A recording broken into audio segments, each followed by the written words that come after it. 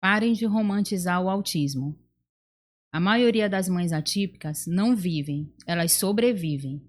Sem rede de apoio, sem condições financeiras, sem descanso.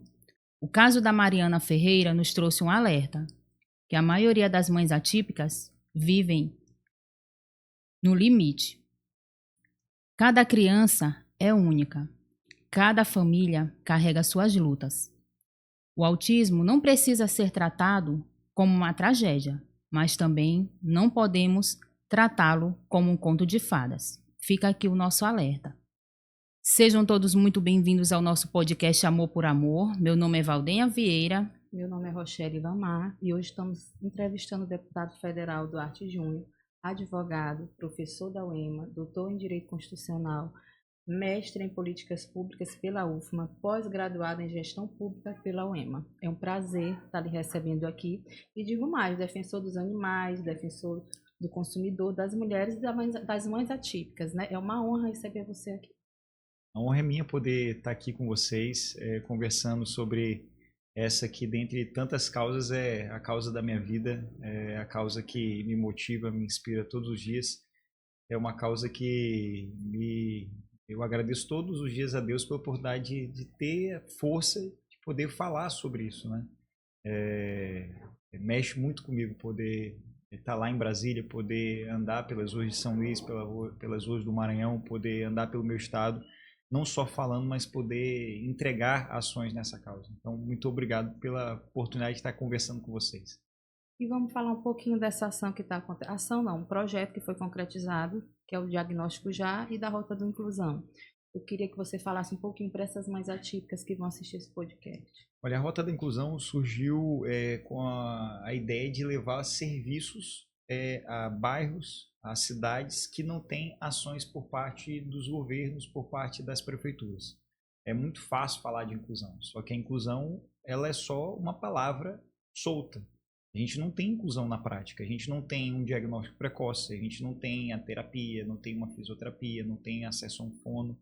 Então é muito fácil chegar no mês de abril, por exemplo, fazer caminhada, dizer orgulho autista, colocar um cardzinho nas redes sociais e dizer que apoia a causa, mas pagar uma terapia, poder ter a sensibilidade e apoiar a causa, financiar a causa, quase ninguém faz isso. Então a Rota da Inclusão foi uma iniciativa que nós tivemos, surgiu desse meu incômodo como presidente da Comissão de Defesa das Pessoas com Deficiência da Câmara Federal, recebendo muitas demandas, reclamações, e a gente começou a rodar, não só São Luís, mas o Maranhão todo levando serviço de emissão de documentos, emitindo CIPTE, emitindo identidade, fazendo parceria com as AMAs, fazendo parceria com as mães de crianças com algum tipo de deficiência, e aos poucos esse projeto foi solidificando. E a gente foi percebendo também que muitas dessas mães viam que os filhos tinham algum tipo de deficiência, condições que parecia ali que teria ali um autismo, TDAH, mas não tinha um diagnóstico. E aí como é que aquela mãe ia, por exemplo, pagar um neuropediatra, um psiquiatra, um atendimento de R$ 2.500, R$ 3.000, se não encontrava na prefeitura? Se em São Luís não tem, imagina no interior do estado. Se não encontrava no governo do estado, e aquilo, eu como deputado, eu ficava aterrorizado, porque quem executa é a prefeitura, quem executa é o governo do estado. O que o parlamentar faz? Ele elabora leis, ele aprova o orçamento, ele consegue tirar o recurso lá de Brasília, mas ele tem que mandar para a prefeitura, ele tem que mandar para o governo para que eles executem. Então demora um pouco mais. Eu mandei recursos, a gente conseguiu cobrar para que tivesse a licitação, e aí veio uma segunda etapa da Rota da Inclusão, que eu brinco que é a Rota da Inclusão 4.0. Que é com a Rota da Inclusão a gente conseguir garantir o diagnóstico já, que começou agora faz alguns meses, que é fechar o diagnóstico de pessoas com deficiência, com atendimento de neuropediatra, com atendimento de psiquiatra. E a gente conseguiu estar começando a fazer esses diagnósticos, que tem sido algo extremamente emocionante. Mas como vida de pais atípicos, nada é fácil. Para completar, quando a pessoa faz diagnóstico, ela abre a porta para vários direitos. Tem acesso ao BPC, tem acesso ao Sistema Único de Saúde para acessar um fono, um físio, um terapeuta ocupacional, para acessar o Passe Livre. E aí no Passe Livre, uma mãe chega lá na Praia Grande, no terminal de integração, e simplesmente uma mulher que é conhecida por negar atendimento a quem tem direito, ela disse que não vai atender porque é um programa financiado pelas minhas emendas. Eu disputei a eleição para a Prefeitura de São Luís, perdi a eleição, mas quem disputa pode ganhar, pode perder. Eu não tenho nada contra o atual prefeito de São Luís. Nada, perdi a eleição, vida segue, mando dinheiro para a Prefeitura, moro em São Luís, foi a cidade que eu escolhi para criar meus filhos, torço para que a gestão dê certo, ajuda a gestão, eu sei ganhar, sei perder. Isso. Agora a pessoa não pode me perseguir, ainda mais atingindo uma pessoa inocente. Na mesma hora, meu amigo, eu ajo como se fosse com meu filho. Eu não aguentei, larguei o que eu estava fazendo, não viajei para Brasília e fui lá.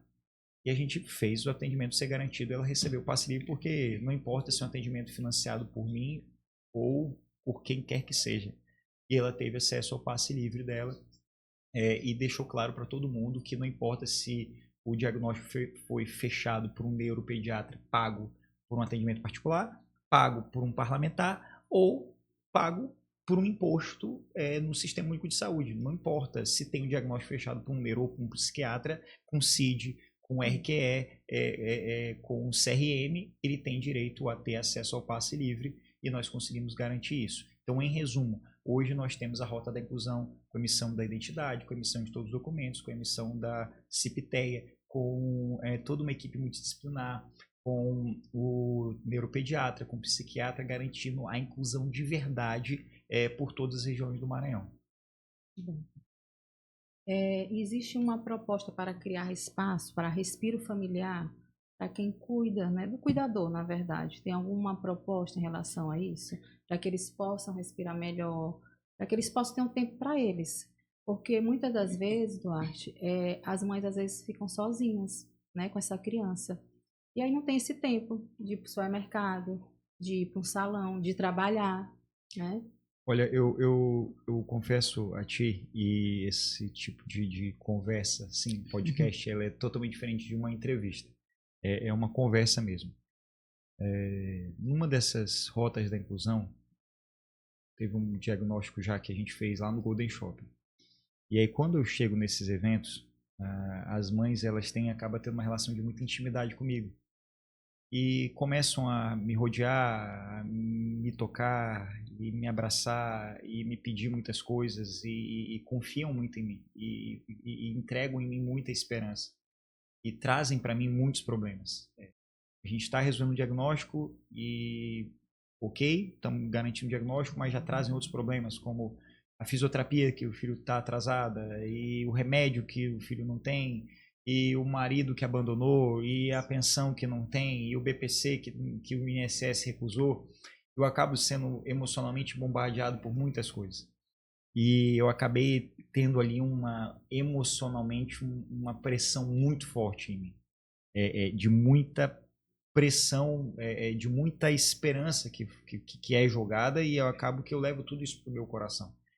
E eu digo a vocês que o meu maior desejo, o meu maior sonho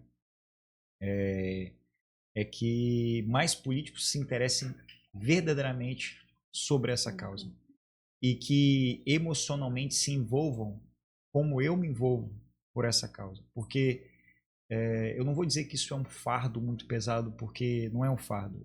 Eu costumo dizer que o meu compromisso com a inclusão não é por uma eleição, é por uma geração. Eu amo meu filho mais do que tudo. Eu amo os meus filhos mais do que tudo. O amor de um pai para com um filho é um amor incondicional. O meu filho, o Luca, o meu filho Levi, vão ser meus filhos para sempre. E eu não quero que meu filho, e aí quando eu falo meu filho Luca, sim, ele seja julgado por ter trissomia do cromossomo 21, quando ele tiver seus 15, 16 anos, como uma pessoa diferente. Eu quero que ele seja visto como qualquer outra pessoa. E eu acho que uma forma de eu minimizar essa diferença é fazendo com que as pessoas diferentes, as pessoas que têm autismo, as pessoas que têm algum tipo de deficiência, elas sejam vistas como pessoas normais. Porque eu sou diferente de vocês, vocês são diferentes entre si, quem está nos acompanhando aqui são diferentes. Então, quando eu faço essas ações, é para que as pessoas com deficiência elas sejam estimuladas para que elas possam viver como qualquer outra pessoa. As pessoas com deficiência elas só precisam ter estímulos e quando tu me fala sobre espaços como esse, eu fui até Bogotá, na Colômbia, tem ali a Casa da Mãe Atípica. São coisas tão simples, tão simples.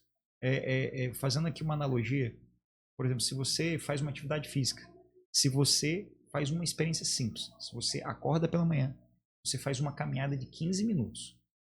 Acorda de manhã, faça uma caminhada de 15 minutos. Larga o celular, faça uma caminhada de 15 minutos ao ar livre. E você chega em casa, toma um banho, a tua cabeça muda, oxigena, o teu dia é diferente. Ou seja, o que é você garantir para uma mãe atípica aliviar a sua tensão fazendo uma simples atividade física? Isso. Ou seja, o que é para o Estado, o que é para uma prefeitura poder garantir para essas mães um espaço para que elas possam ter um alívio emocional? Espaços como esse não custam muito. Só que qual gestor público hoje no Brasil tem essa sensibilidade? Só quem sente sabe. Então, eu hoje não vejo isso no meu estado. Eu hoje vejo um bando de oportunistas, eu vejo um bando de candidato a deputado, eu vejo um bando de candidato a algum cargo político que só quer se promover à custa da emoção, do sofrimento dessas mães, mas não vejo gente fazendo de verdade. Quando eu vejo a concretização desse programa de diagnóstico eu vejo como é fácil fazer, mas falta o quê? Falta dinheiro. Eu coloquei 3 milhões de reais para fazer esses diagnósticos, vai dar para atender pouco mais de 4.000 famílias, e eu espero muito que outros políticos copiem esse projeto, porque esse projeto foi uma ideia que eu tive, mas não porque eu sou mais inteligente, é porque eu ouvi as pessoas, é porque eu tive a sensibilidade, mas não é um projeto que me pertence, é um projeto que é a necessidade das pessoas. Então é algo assim que eu quero que mais pessoas façam, porque é um problema social que a gente precisa resolver. E quanto mais as pessoas tiverem acesso à informação, mais a gente vai conseguir identificar o diagnóstico e mais essas pessoas precisam ser cuidadas, porque hoje as crianças que têm algum tipo de deficiência, elas vão se transformar em adolescentes, elas vão se transformar em adultos, e hoje as mães que são mães jovens, elas vão se transformar em mães idosas, e infelizmente hoje nós estamos aqui, mas um dia nós não estaremos mais aqui. E quem cuidará dos nossos filhos? E essa é a dor que mais amedronta as mães de crianças com deficiência. E assim, uma vez eu também vi um relato de uma mãe, só falando que, assim, me emocionei muito, porque ela disse assim: Rochelle, às vezes eu precisei de uma internação e ela morava aqui sozinha, aqui em São Luís, com o filho dela, autista, né, nível de suporte 3, e ela não foi se internar, ela ficou em casa com essa criança, porque ela não tinha com quem deixar. Então, assim, é uma realidade, né, de muitas mães, e a gente fica muito preocupada com essa situação, né, porque só quem... A gente fala, mas quem vivencia sabe da verdadeira realidade. E fica aqui aberto, né, para novas propostas, novas ações sobre isso, né, para ajudar essas mães. E outra coisa que eu queria te perguntar, Duarte, é sobre essa guerra financeira que elas têm. Porque, assim, já que elas não têm com quem deixar os filhos dela, elas não têm como trabalhar. E às vezes não conseguem o BPC, né? Então, às vezes elas estão ali dentro de casa, não tem como trabalhar, não recebe, ou se recebe, a conta já é muito grande, porque tem aluguel para pagar, tem conta de luz, tem uma logística de casa, né? E elas ficam assim, o emocional crítico, e dali não tem como sair. Entendeu? Aí eu queria assim que você falasse sobre isso, sobre essa guerra financeira. Olha, eu quero aproveitar até para tentar... a informação, ela liberta, né? Tem uma passagem bíblica que diz assim: conhecereis a verdade vos libertará, né? E no final de 2024, o governo federal tentou acabar com o BPC para pessoas com trissomia do 21 e pessoas com autismo nível de suporte 1. Eu enfrentei o governo federal, consegui liderar um movimento dentro da Câmara, dentro do Congresso Nacional e fora do Congresso Nacional, e a gente conseguiu derrubar essa proposta. Hoje, graças a Deus, o BPC foi preservado. Hoje, como vice-presidente da CPMI do INSS, eu também estou enfrentando a corrupção dentro do INSS para poder garantir o pagamento do BPC às famílias de crianças com deficiência. Então, não é algo fácil. Mas onde nasce essa corrupção? Por que os políticos roubam? Porque eles querem comprar um mandato. Na época da eleição agora, O que muitos políticos fazem? Eles chegam nessas mães e começam a comprar voto, não necessariamente dando lá os R$200, R$500, é dando camisa, é dando um bolo para festa. Mas se tu observar, estude quem é esse político. Quem foi o político que votou a favor do BPC? Quem foi o político que votou contra o BPC? Eu posso dizer a vocês, dos que estavam lá, eu fui o único político do Maranhão que votou a favor do BPC. O único. Dos 18 deputados federais que lá estão, eu fui o único. E aí tu pergunta, mas gente, por que será? Todos os outros são ruins? Não. Porque há uma escolha entre votar a favor do BPC e votar contra o BPC e receber emendas extras. É uma escolha que não é fácil. Você não receber recurso extra e votar a favor do interesse público, porque poucas pessoas acompanham a votação que está acontecendo lá em Brasília. Então as pessoas que estão aqui, elas precisam pensar sobre isso. Porque o voto do dia lá de outubro, 4 de outubro, ele impacta os 4 anos da pessoa. Então, essa questão do BPC, qual a luta que a gente está travando agora? Hoje a pessoa que vai receber o BPC, ela não pode ter uma renda superior a 1/4 de salário mínimo. É pouco. Mas a gente tem teses jurídicas que dizem o seguinte: a pessoa pode até ter uma renda superior, mas ela tem que justificar que ela gasta, por exemplo, com medicamento. E aí o gasto com medicamento justifica ela ganhar um pouco mais, porque ela ganha até um pouco mais, mas ela acaba gastando muito. É a vida de todo mundo que vive do BPC. E aí, qual o problema ela trabalhar e receber o BPC? Ela tá o quê? Andando de Ferrari? Ela tá tendo uma vida luxuosa? Não é, gente. E é assim, o que é importante para o poder público, para o Estado? Ela ganhar o BPC agora, mas ela trabalhar, ter uma vida melhor, para o filho dela ter um estímulo, e amanhã ou depois, quando a mãe morrer, o filho dela ter um estímulo para poder trabalhar e não depender de um benefício social, porque é isso que a gente quer. A gente não quer que a criança que vire um adulto que tem autismo, amanhã depois viva dependendo de um benefício social, fique aí vegetando. A gente quer que esse autista ele trabalhe, ele gere emprego, renda, ele tenha suas rendas. A gente não quer que ele fique aí solto na rua quando a família dele não estiver mais por aqui. Sabe? Falta essa sensibilidade, falta esse raciocínio do médio e longo prazo. Então, não é fácil isso. E é por isso que aqui, num podcast direcionado às famílias de crianças com deficiência, às famílias atípicas, a gente precisa libertar essas pessoas, porque esse ano, que é um ano de eleição, a gente precisa mostrar para as pessoas qual é o raciocínio que elas têm que fazer, porque a guerra lá em Brasília não é fácil. A guerra na eleição não é fácil. Cada ano que passa, as pessoas precisam ter mais noção da política. Tem gente que fala assim, não quero discutir política. Mas a vida é sobre política, porque o que define o BPC são leis. São leis que definem o direito ao BPC. E quem elabora leis? São políticos. E quem escolhe os políticos? É a eleição. Então, tudo passa pela política, né? E se a gente se desinteressar da política, quem vai definir a política? São os políticos que costumam sempre fazer o quê? É o pai que bota o filho na política, que bota o neto, que bota o bisneto, que bota sempre a família, que vai sempre fazendo da política como se fosse uma capitania hereditária, né? E não pode ser assim, não pode ser assim. Eu falava nos bastidores com vocês uma frase do Martin Luther King que diz assim: quando os bons se calam, os maus governam. O problema não está no silêncio dos bons, está no barulho que os maus fazem. Por isso que uma mensagem aqui para as famílias atípicas ocupem os espaços, né? Estudem a política, que se interessem pela política, busquem a política, porque não é por vocês, é pelos filhos de vocês, é pelos nossos filhos. Certo. E o que mais as mães atípicas buscam é essa autonomia, né? Porque no nosso dia a dia também, atendendo essas crianças e essas mães, o que mais elas nos passam é isso, que elas buscam essa autonomia dos filhos, né? Em todas as áreas. Eu gostaria de perguntar também, Duarte, sobre a inclusão nas escolas, né? Porque a gente sabe que hoje a inclusão ela tem sido cada vez mais discutida, né? Mas nas escolas, na sua avaliação, quais são os principais desafios ainda da inclusão nas escolas? São vários desafios. Primeiro, encontrar escolas que tenham a sensibilidade de querer aprender.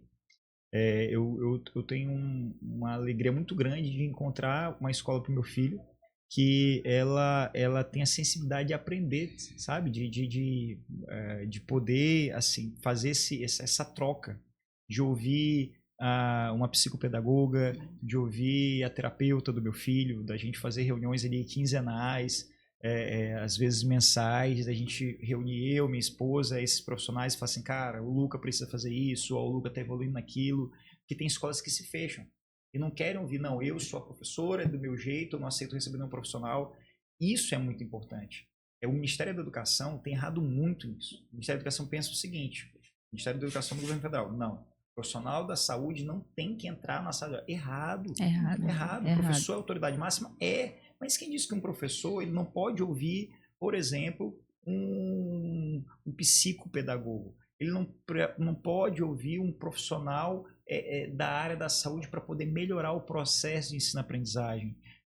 Essa troca ela é fundamental. Ninguém é melhor do que todos nós juntos. Sim. Então, essa troca ela é importante. A gente precisa compreender que a educação que se fazia em 1950 ela precisa evoluir para as necessidades atuais. A sala de aula de 1950 ela tinha necessidades que não são as mesmas necessidades atuais.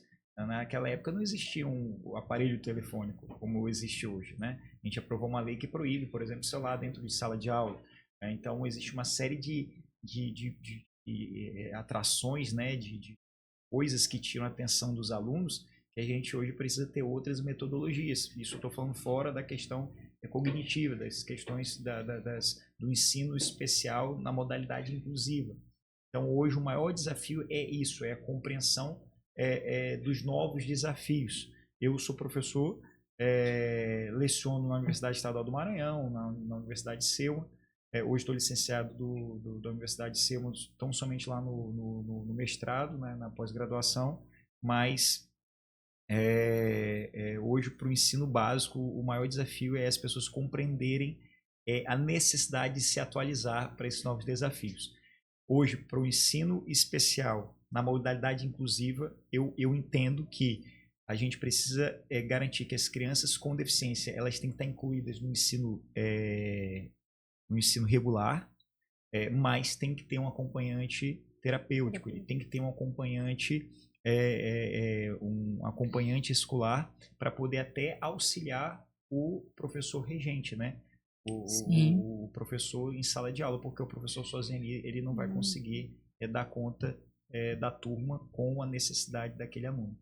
E muitas das vezes, para essa criança evoluir, só falta algumas adaptações que esse profissional da saúde, com o olhar dele, vai estar ali fazendo essas adaptações para que a criança venha evoluir. E isso remete àquilo que eu falei agora há pouco. Por exemplo, o Ministério da Educação, ele esbarra nesse preconceito. Diz, olha, não pode ter, isso é um debate que eu fiz lá dentro, não pode ter o profissional da saúde dentro da sala de aula.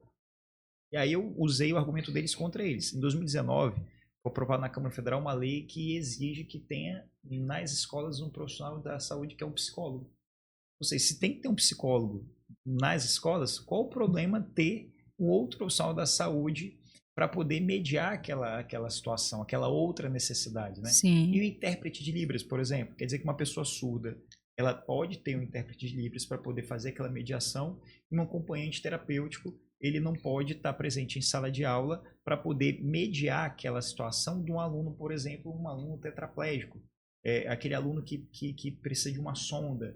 Ali a gente está falando de uma questão, uma necessidade de saúde. Não é que aquele profissional da saúde ele vai dar aula para o aluno, não é isso, gente. Ele vai ajudar que aquele aluno tenha condições mínimas de saúde para poder estar em sala de aula aprendendo e recebendo as orientações do professor. É por uma questão de saúde. Ele vai cuidar da saúde daquele aluno para que ele possa estar em condições mínimas de saúde em sala de aula. Até para poder absorver ali o conhecimento, Sim. né? E a soma disso tudo, né? Terapeuta ocupacional, fonoaudiólogo, fisioterapeuta e outras áreas, um professor só vai mesmo beneficiar a criança, né? Então, assim, é um olhar que eu acho que tem que ser ampliado. Agora, uma curiosidade. Começou a parte... Curiosidade. Depois do intervalo comercial.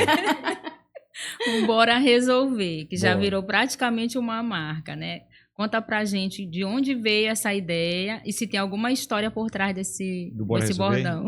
Rapaz, o Bora Resolver, o Flávio Dino, ele foi um professor. E ele brincava, né? Falava assim que isso acabou virando um estilo de vida.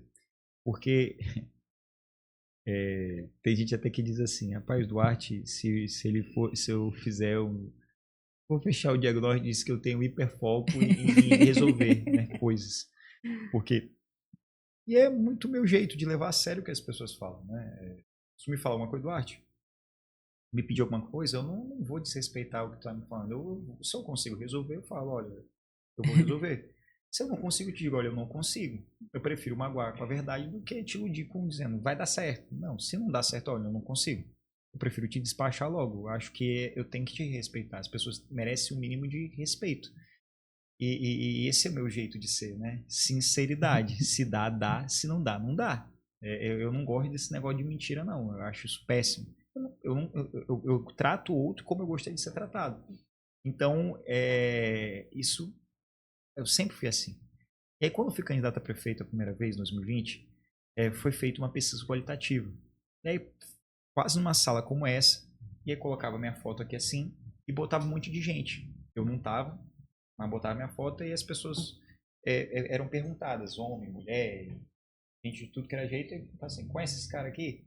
Aí as pessoas falavam, ah, rapaz, esse rapaz aí, esse é o menino lá do Procon, ah, esse é o cara lá do Procon, ah, conheço ele aí, mas esse cara resolve. De 10 pessoas, 9 falavam, ah, esse cara resolve. Ele resolveu um problema lá no posto de combustível. Ah, esse cara emitiu um RG da minha avó. Ah, esse cara ele é sério. Se dá, dá. Se não dá, ele diz logo. Então, aí o marqueteiro falou assim, cara, Duarte, ó, teu slogan de campanha vai ser bora resolver. Porque das 10 pessoas entrevistadas, elas falavam que tu é o cara que resolve. Ó, tu resolveu a RG da avó do cidadão, tu resolveu o problema do sujeito com a equatorial, tu resolveu o problema do cara com a conta de luz, tu resolveu o problema do cara na... Então tu é o cara que resolve, bora resolver. E é tão verdade isso que, assim, de 2020 até agora são 6 anos. E todo mundo fala, bora resolver, bora resolver. Porque é o cara que resolve. Então hoje, o cara que resolveu meu óculos, o cara que resolveu meu diagnóstico, o cara que não sei o que, é o cara que resolve. Então, assim, eu fico muito orgulhoso com isso. Eu até, agora, esse ano vai ter eleição, eu penso em mudar o slogan, mas assim, não tem como, porque bora resolver. Tem como. Então surgiu disso, né? Surgiu de uma qualitativa, de uma pesquisa, o bora resolver. Então é o cara que resolve, é o federal que resolve. E eu fico muito orgulhoso e eu juro por Deus que eu me esforço muito para continuar resolvendo o máximo de problemas possíveis. Não consigo fazer milagres, não digo que faço, sou filho de Deus como todo mundo, mas me esforço muito para honrar a confiança e esperança das pessoas. E eu trago tanto isso pro meu coração que vocês não fazem ideia como eu me pressiono tanto para poder não decepcionar as pessoas. Que às vezes é pesado demais, assim, sabe? Porque às vezes eu não consigo resolver tudo. Verdade. Mas eu me esforço muito para resolver. Certo. E dói muito quando eu não consigo, dói demais. Eu queria muito ter mais força para poder fazer, quando falo essas questões, principalmente na causa da pessoa com deficiência, de verdade. Porque eu sinto eu sinto como assim, como se fosse, quando eu olho essas crianças, principalmente, eu sinto como se fosse meu filho, todos eles, sabe?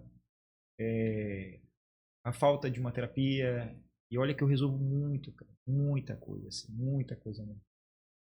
E eu vejo assim que quando a pessoa não consegue aquela terapia, eu sei que ela vai evoluir. Eu sei que ela não vai falar. E às vezes eu vejo pelo meu próprio filho, às vezes ele tá fazendo terapia e ele não é certeza que vai evoluir, sabe? Então isso machuca muito, muito, muito, muito, muito, muito. E eu às vezes fico assim, poxa, cara, porque agora, por exemplo, em São José de Ibamar, pô, que custa a droga de um prefeito entregar a droga de um material para criança? O cara tá ali há 6, 7 anos, nunca entregou a droga de um fardamento. Nunca, rapaz, é falta de vergonha na cara de um cara desse. Sabe, tu vê aqui em São Luís, não tem um acompanhante em sala de aula, não tem. Se eu estou conseguindo fazer, eu não sou melhor do que ninguém, mas se eu estou conseguindo, como deputado federal, garantir um diagnóstico para 4 mil famílias, por que 4 mil famílias? Porque eu sou só um deputado. Mas por que uma prefeitura que tem um orçamento bilionário, por que não cria um programa fixo para fazer isso aí? Sabe, falta um pouco assim de sentimento, senso de urgência, porque dinheiro tem. E eu falo isso aqui, gente, não é pedindo voto para ninguém não, mas eu falo isso assim para as pessoas terem noção assim, cara, dá para fazer. Tem noção de quantos autistas tem no Maranhão? Quantas pessoas com deficiência tem no Maranhão? Se todas essas mães pararem para pensar a força que elas têm, a força política que elas têm, se elas pararem para pensar, esquece esse negócio de partido político, esquece, pá. Esquece esse negócio de direita e esquerda, pá. E foca assim, cara, vamos focar em alguém que tenha sentimento pela causa de verdade. E vamos focar em alguém que tenha compromisso de verdade e resolver o nosso problema, a gente consegue mudar essa realidade. Não é por mim, não é por vocês, não é por direita, não é por esquerda, não é por Lula, não é por Bolsonaro, é pelos nossos filhos. Ponto. Acabou. Acabou. Agora, o que eu vejo, às vezes até entre as próprias mães, tem uma briga besta. O grupo da mãe A, o grupo da mãe B. Aí começa aquela briga besta. Para com isso, cara. Porque isso não existe. Fica as mães brigando entre si às vezes. Porque o grupo da mãe tal, quem é do grupo da mãe tal não pode entrar no grupo da mãe B. Todo mundo tem o mesmo problema. A gente tem que se unir. Porque se a gente se une, a gente tem mais força do que aqueles que não respeitam os nossos filhos. Tá? Eu acho que eu tô falando demais. Né? E a união faz a força. Força. E elas juntas, né? Elas já vão conseguir muito mais daqueles que elas já vêm lutando, né? Porque a gente sabe que as mães vivem aí na luta por plano de saúde, por medicação, por escola inclusiva. Tu soube o que aconteceu com o negócio de plano de saúde comigo? Tu soube? Todo tempo eu fico vendo na mídia as lutas pelos planos de saúde, tanto né, da Humanas quanto do outro plano lá de saúde. Eu estava como relator da nova lei dos planos de saúde. Esse projeto está há 18 anos tramitando lá na Câmara Federal. E eles entram com recurso para tentar comprar deputado. E eu fiz o relatório proibindo a rescisão unilateral do contrato. Eles vieram para cima de mim com dinheiro. Não diretamente, mas começaram a tentar me cercar. E eu fui firme. Não vou mudar meu relatório. Não vou mudar meu relatório. Está proibida a rescisão unilateral do contrato. O que é rescisão unilateral do contrato? É dizer o seguinte... o plano de saúde não pode cancelar unilateralmente o plano de saúde das pessoas que dão muito gasto para eles. O que é que acontece? Tu tem um plano de saúde. Se tu é idoso, se tu é deficiente, se tu tem uma doença crônica como câncer, por exemplo, e tu usa muito o plano o que é que ele faz? Ele cancela. Porque ele quer ter um cara tipo eu, um homem jovem, saudável, que não uso, eu não vou fazer nenhuma consulta, eu passo o ano todinho pagando o plano, não vou fazer. Mas quando eu tiver velho, quando Deus me livre, mas é a vida. No dia que eu tiver uma doença, eu vou começar a usar. Aí o que ele faz? Ele, tchau, Duarte, não quero mais você, porque agora tá gastando. Isso é justo? Não é, paguei a vida toda, então botei lá. O que eles fizeram? Eles articularam em Brasília, pum, o presidente da Câmara, Hugo Mota, me tirou da relatoria. Botou um outro cara lá. Para quê? Para mudar o relatório. Ou seja, quando tu não te vende, o sistema vem e complicar. E compra. Então, é por isso que eu falo, as pessoas têm que se unir. As pessoas têm que acordar para poder, de fato, fazer os seus direitos valerem a pena. Certo. Aqui, mais essa pergunta sobre os direitos, né, das famílias atípicas. Que a gente gostaria que você deixasse uma mensagem, né, para essas famílias atípicas que lutam diariamente pelos seus direitos.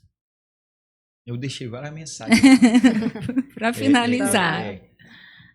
Dentre todas essas mensagens, a mensagem que eu queria deixar, assim, é que nem todo dia vocês vão estar fortes. Eu vou dizer por mim. Tem dias que as mães, os pais, tem dia que você vai acordar bem, tem dia que você vai acordar mal. Tem dia que você vai acordar se sentindo uma Mulher Maravilha, o Capitão América. E tem dia que você vai acordar se sentindo a pior pessoa do mundo, pensando em desistir. Nesses dias, chora. É normal pensar em desistir mesmo. Mas saiba que tem sempre o amanhã. Sabe? E esse dia vai passar. Acontece isso com todo mundo. Às vezes as pessoas olham para mim e acham que assim, a minha grama é sempre mais verdinha. Ele é deputado. Ele, a esposa dele. Pensam sempre assim, cara, e às vezes dói. Eu já fui muito julgado. Fala assim, às vezes falava uma coisa que me machucava muito. Muito mesmo. Ele usa o filho dele para se promover. E eu ficava pensando assim, cara, o que as pessoas queriam? Elas queriam que eu escondesse meu filho só porque ele tem trissomia do cromossomo 21? Será que elas ficariam orgulhosas de eu, deputado, esconder o meu filho? Eu não vou esconder meu filho. Eu amo meu filho. Eu amo mais que tudo. E eu ganhei a eleição em 2022, foi logo que eu recebi o diagnóstico do meu filho. E quando eu fazia reunião assim com pessoas que tinham algum tipo de deficiência, eu não pedia voto. Eu travava. E eu só chorava. Tinha um pouco aquele bloqueio, tinha acabado de receber o diagnóstico. E até hoje eu tenho um pouco desse bloqueio, sabe? Porque as pessoas, elas julgam mesmo. E até hoje acontece isso comigo, sabe? Tem dias, como qualquer pessoa, dias bons, dias muito bons e dias muito ruins. E o que as pessoas precisam compreender é que todo mundo tem isso. E o que eu digo para essas pessoas é que elas entendam que isso é normal. E que elas não desistam do processo. Que elas saibam compreender o processo. De que tem sempre amanhã. E que elas sempre tenham na mente delas que algo que possa fazer com que elas possam não desistir. E eu tenho isso em mim. O que me faz não desistir são os meus filhos. Eu acho que isso é o que me faz manter de pé todos os dias, sabe? É pensar no Luca, é pensar no Levi, é pensar na minha esposa. Eu acho que essas mães, quando elas choram, quando elas fraquejam, quando elas pensam nos filhos delas, é que elas vejam que elas começam a perceber que elas não podem desistir, sabe? É normal sentir dor, é normal se desesperar, é normal fraquejar, mas cria sempre assim um gatilho. Acho que meu gatilho é meus filhos. Muita pressão. Eu vejo tanto político perto assim roubando, eu vejo tanto político assim fazendo coisa errada, eu vejo tanto político milionário indo disputar a eleição. Isso é desesperador demais. Eu vejo tanto político vendendo voto lá em Brasília. Meu Deus do céu, esse cara tá milionário, vai disputar a eleição contra mim e eu fazendo tudo certinho aqui. Eu lá na CPMI da INSS, eu vendo assim, meu Deus, eu assim, será, gente? Será? E eu respiro fundo, cara, eu não vou envergonhar meu filho. Eu não vou envergonhar o Luca, eu não vou envergonhar o Levi. Não vou passar essa vergonha, não. Vou fazer o que é certo. Eles são meu gatilho. Eu olho essa pulseira aqui e eu falo assim, cara, eu não posso envergonhar essa causa. Eu não vou envergonhar o Maranhão. Quantos políticos envergonharam o Maranhão? Quantos políticos fizeram o Maranhão passar vergonha numa CPMI? Esses são meus gatilhos. Então, assim, minha dica para as mães, assim, minha mensagem para as mães é normal chorar, é normal pensar em desistir, mas cria um gatilho. Meu gatilho é pensar nos meus filhos. Não sei se a mensagem foi boa, mas eu acho que é um testemunho. Assim. Não, maravilhosa, né, Rochelle? Duarte, muito obrigada por essa conversa tão necessária. Eu acredito muito nessa causa. Eu acho que a gente vai sim evoluir. As mães atípicas têm nossa respeito e admiração. E a gente quer que isso evolua, quer que elas sejam mais unidas, que a gente possa ajudar de qualquer forma, né? E a união faz a força. Com certeza. Então, eu tenho só a te agradecer. Eu que agradeço vocês pelo convite. Parabenizo vocês pela iniciativa aqui. Gostei demais. Desculpem aí o atraso aqui. A agenda é corrida mesmo, mas não justifica. Mas obrigado mesmo pelo convite, pela oportunidade. Sempre que vocês tiverem assim, uma oportunidade de me chamar, eu estou aqui à disposição. E espero muito que essa mensagem chegue nas mães aí, alcance elas e seja bom para elas, né? Quem gostou, compartilha com as amigas.